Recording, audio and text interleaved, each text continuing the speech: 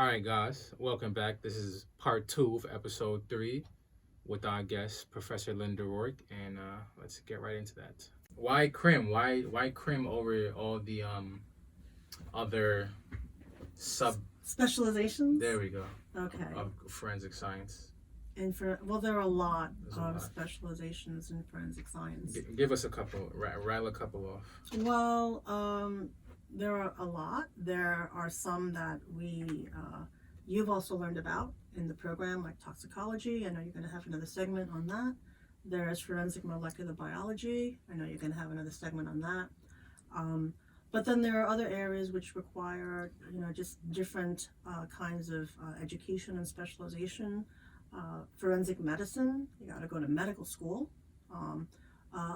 Some of the students, your classmates maybe even, they have the goal to become a doctor, and not just become a doctor. Usually they're studying forensic science because they want to become a forensic pathologist, and they want to be the ones doing the autopsy and answering questions about how this person died. So is that the same as the mortician, or is that a different No, person? different morticians, the guy or the woman at the funeral home, okay, they're the ones who are preparing the body for the wake and the burial. Okay. So mortician, this is, the mortician may be the person who, you get trained. There are educational programs for learning how to prepare the decedent for, like I said, those last, closures with their family and friends. So that's different. So if you want to open the bodies up and do stuff like that, you got to be a doctor. Well, forensic pathologist. Forensic pathologist is, to me, the best option. In other parts of the country, there are coroners who do this work. And interestingly enough, with the history of this kind of work, coroners are not required to be medical doctors or pathologists even. From what I've read, in the old days, the town butcher might be elected to become the coroner for that particular small town. And that's kind of like crazy. Benny the Butcher? Well, who's Benny the Butcher? I think he's a famous coroner, but that's Okay, yeah. I don't know the reference, but check it's that all right. out. Yeah. Well, I remember we had a faculty member at John Jay years ago. He taught biochemistry at John Jay. I think I don't know if he had a PhD or an MD, but he was also the coroner in his town, and he was not a forensic pathologist. So shout out to biochem. I think I failed that class. Shout out. That's when I broke my leg. Remember, I broke my leg when I was in that class. Yeah. Good times. Coming in the scooter. In a little scooter for crutches and such. Yeah. Taking finals. Good times. You did it though. Somehow. You did it. Yes, sir. So the medical examiners are typically doctors who've taken many years of education, medical school, and then past that they've done a residency in pathology, and then to be a forensic pathologist, you have to do an additional residency after pathology in forensic pathology. Oh, okay. Yep. So that's a lot of education. But then you've got all different aspects, like you have the forensic dentist, right? Looking at the teeth. Right.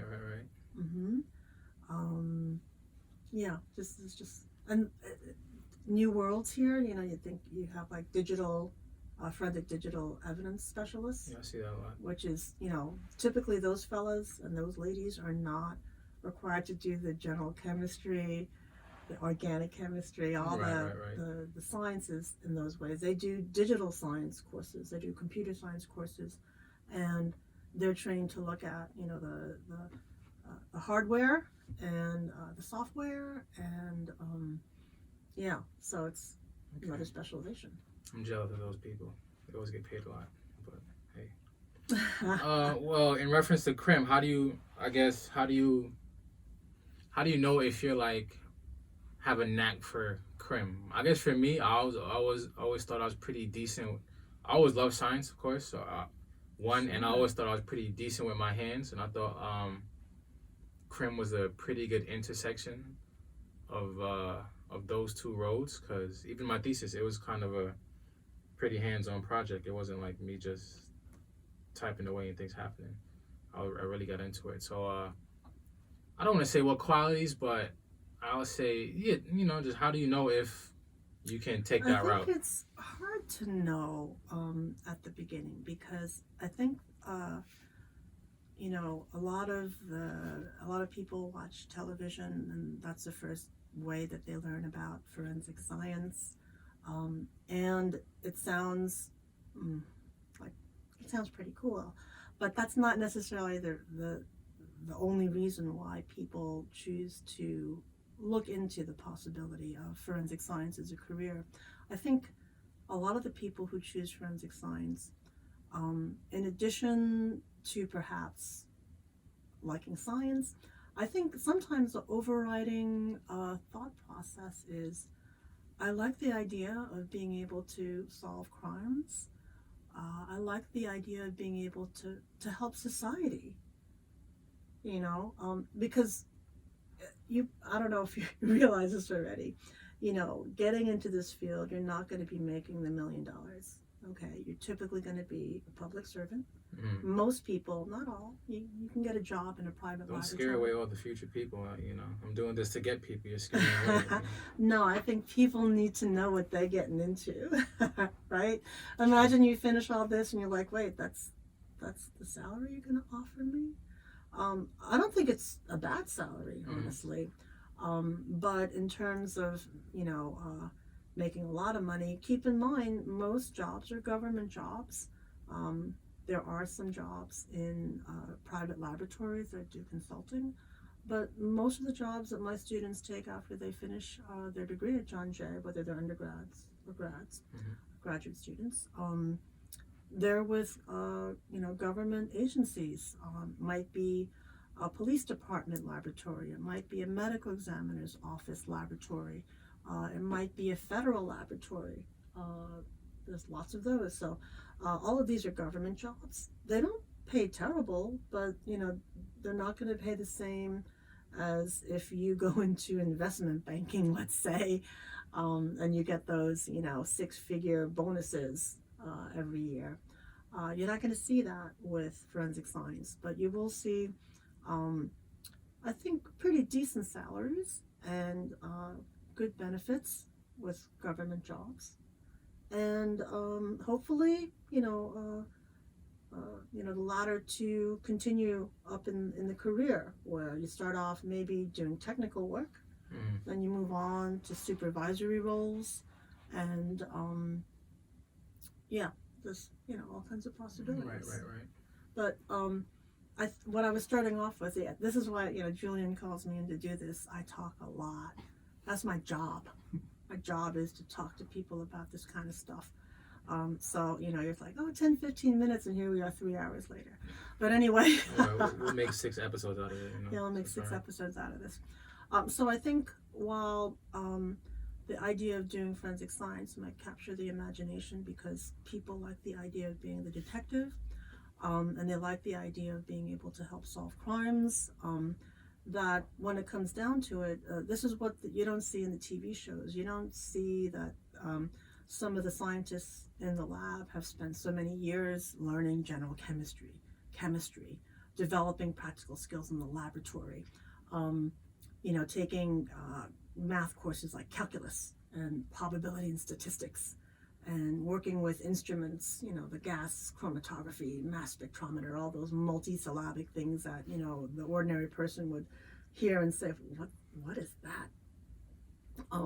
There's a lot of education that goes into it, and the ordinary person will find it intimidating to do all this science and math, because they don't see people doing that on the television.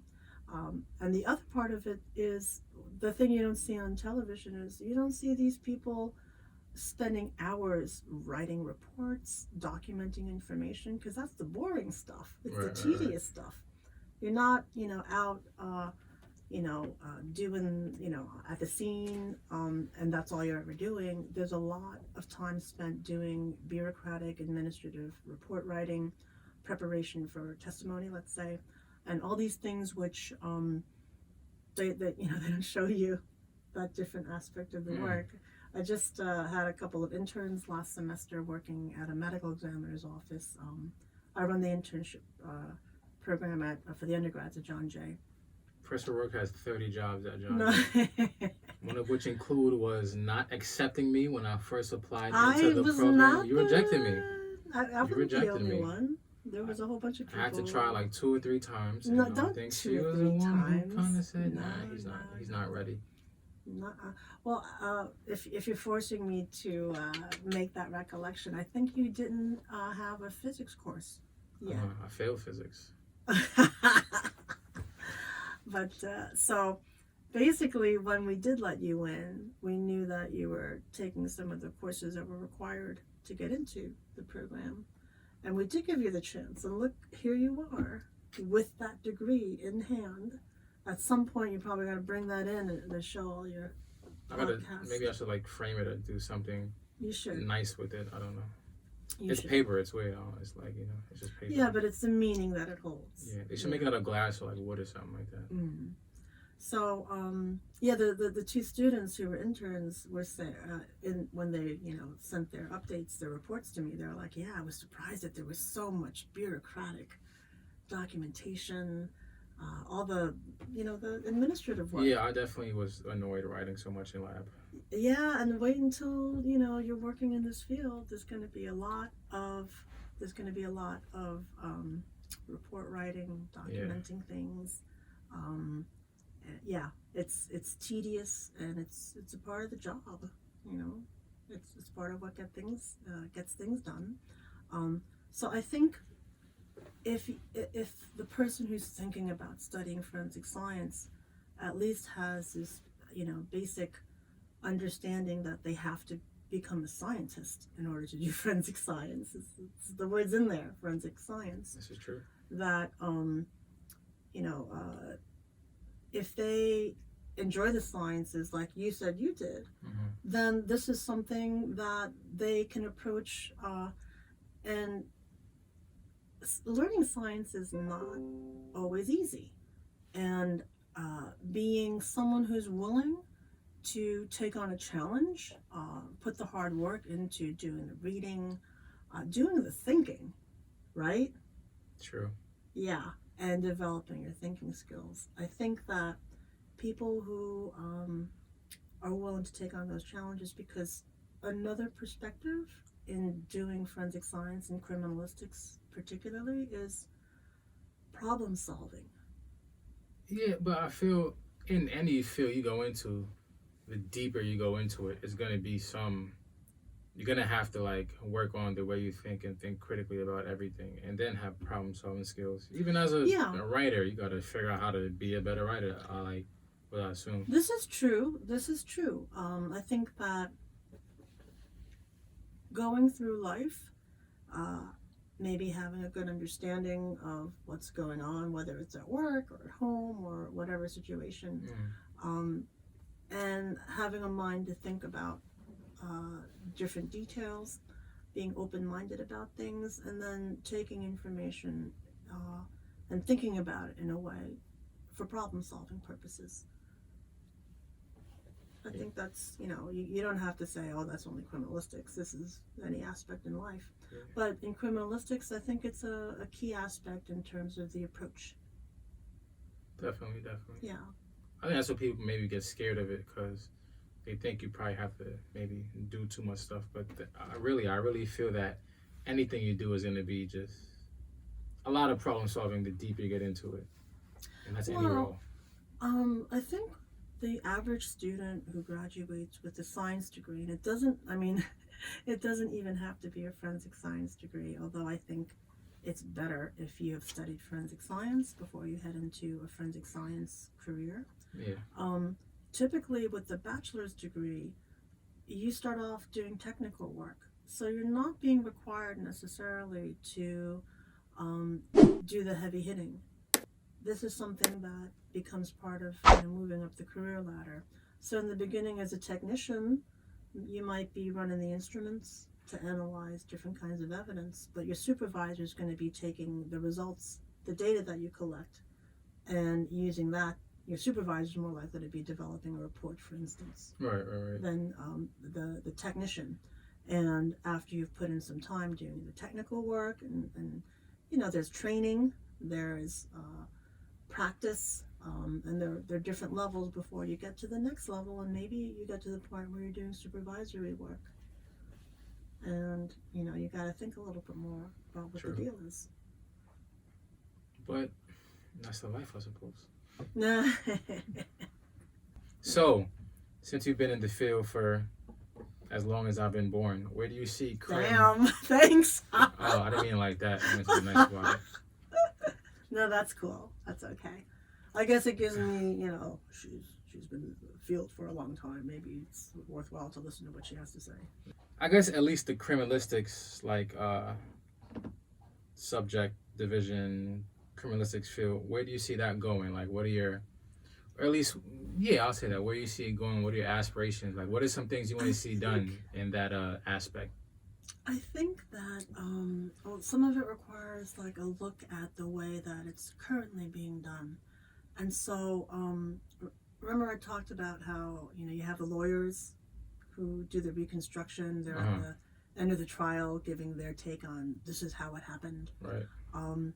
You also have the law enforcement and district attorneys, assistant district attorneys, who are involved with the case near the beginning when you are analyzing evidence. Maybe they have arrested a suspect, or maybe they're still looking for suspects.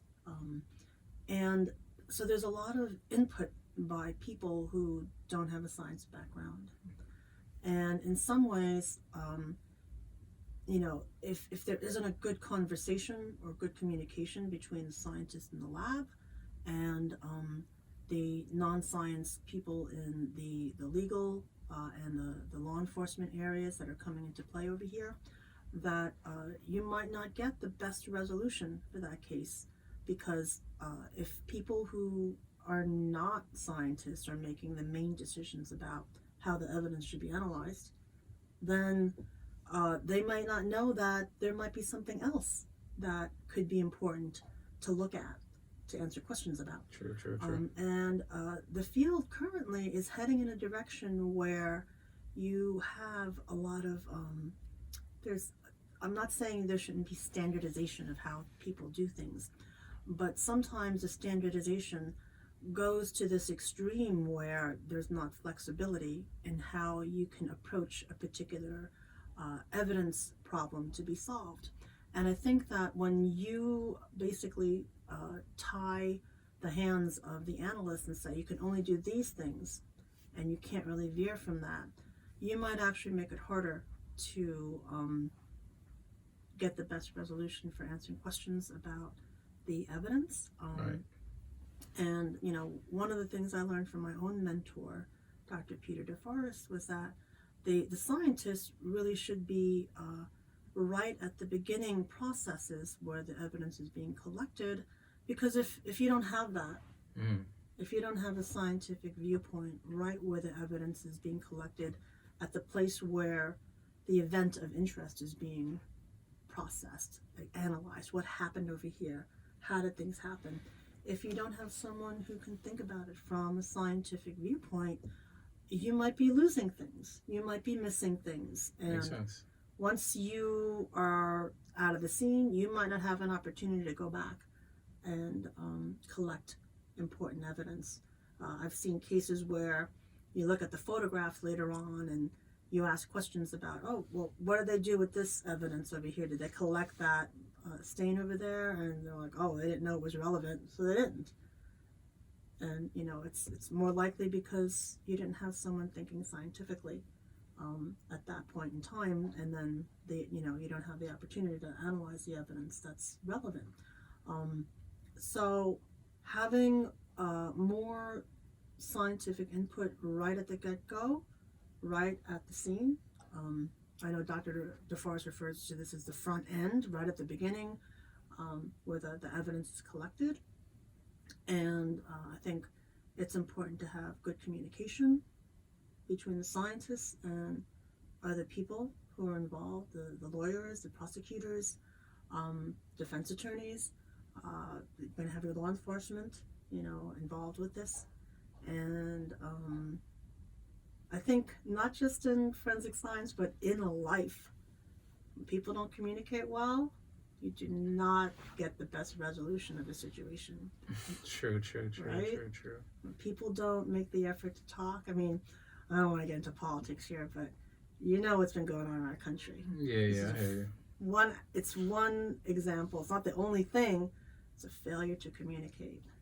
That is 100% right. Totally agree. Yeah. Don't want to communicate. I just want to yell and scream. But yeah, let's not get into politics. Yeah, I hear you. Well, that's been a good 10 minutes. It's probably been 5 hours, right? That's okay. We have 30 videos to do. I won't have to be here for another month. Yeah. All right, guys. I want you to thank Professor Rourke for stopping by. Thank you and, for inviting me. You should be back for the DNA episode. I'm going to beg you to come back. So you don't have to beg. I'm going to beg.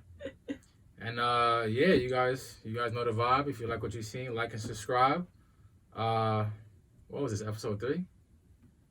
4? 4. It's episode 3. You gotta thank. We did 0, 1, 2. Yeah, it's episode 3. That was John's fault.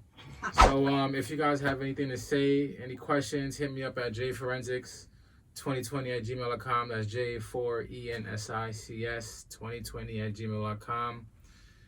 And that's about it. I'll see you guys next time. Thank you to the guy at the... Oh, thanks, Josh. Even though, Josh is not going to say hi today. And, couldn't do it without him, right? He knows that. Aww. He's paid handsomely. What? He's paid handsomely. You agree with that, man? Of course, Right. of course. And, all right, guys. All right. See you guys next time. Peace.